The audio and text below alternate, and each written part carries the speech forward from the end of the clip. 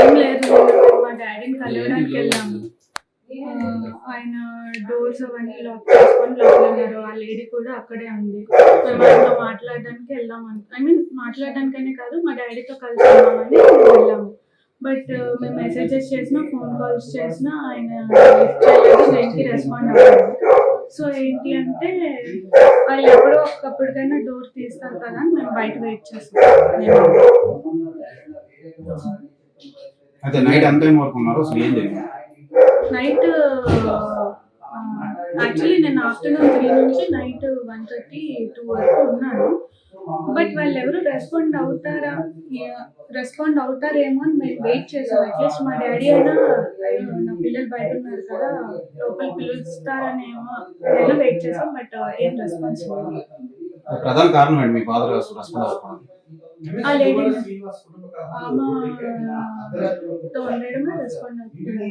జనం నుంచి మీ ఫాదర్ దూరం చాలా మంత్స్ అవుతుంది. లాస్ట్ ఇయర్ నుంచి దూరంగానే ఉంటున్నాం.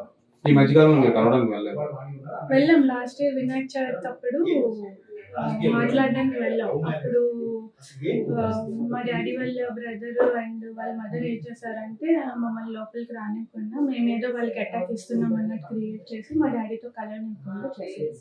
సో ఆ తర్వాత మళ్ళీ మేము ఫోన్లో మెసేజెస్లో కాంటాక్ట్లో ఉన్నాం కానీ ఆయన ఏం రెస్పాండ్ అవ్వలేదు. సో నేను కలవడానికి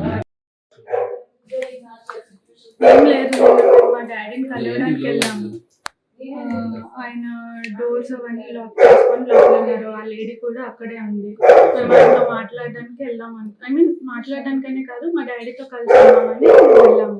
బట్ మేము మెసేజెస్ చేసినా, ఫోన్ కాల్స్ చేసినా ఆయన లిఫ్ట్ చేయలేదు, దేనికి రెస్పాండ్ అవ్వలేదు. సో ఏంటి అంటే వాళ్ళు ఎప్పుడో ఒకప్పటికైనా డోర్ తీస్తారు కదా అని మేము బయట వెయిట్ చేస్తాం. అయితే నైట్ ఎంత టైం వరకు ఉన్నారు? అసలు ఏం జరిగింది? నైట్ యాక్చువల్లీ నేను ఆఫ్టర్నూన్ 3 నుంచి నైట్ 1:30, 2 వరకు ఉన్నాను. బట్ వాళ్ళు ఎవరు రెస్పాండ్ అవుతారేమో అని మేము వెయిట్ చేసాం. అట్లీస్ట్ మా డాడీ అయినా నా పిల్లలు బయట ఉన్నారు కదా, లోపల పిలుస్తారనేమో అయినా వెయిట్ చేసాం. బట్ ఏం రెస్పాన్స్ లేదు. ప్రధాన కారణం ఏంటి మీ ఫాదర్ రెస్పాండ్ అవ్వకపోవడానికి? ఆ లేడీ ఆమెతో ఉండడమే రెస్పాండ్ అవుతుంది. జనం నుంచి మీ ఫాదర్ దూరం చాలా మంత్స్ అవుతుంది. లాస్ట్ ఇయర్ నుంచి దూరంగానే ఉంటున్నాం.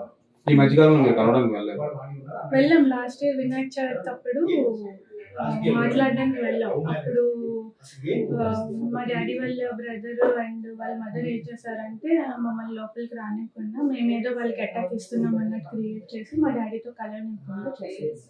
సో ఆ తర్వాత మళ్ళీ మేము ఫోన్లో మెసేజెస్లో కాంటాక్ట్లో ఉన్నాం కానీ ఆయన ఏం రెస్పాండ్ అవ్వలేదు. సో నేను కలవడానికి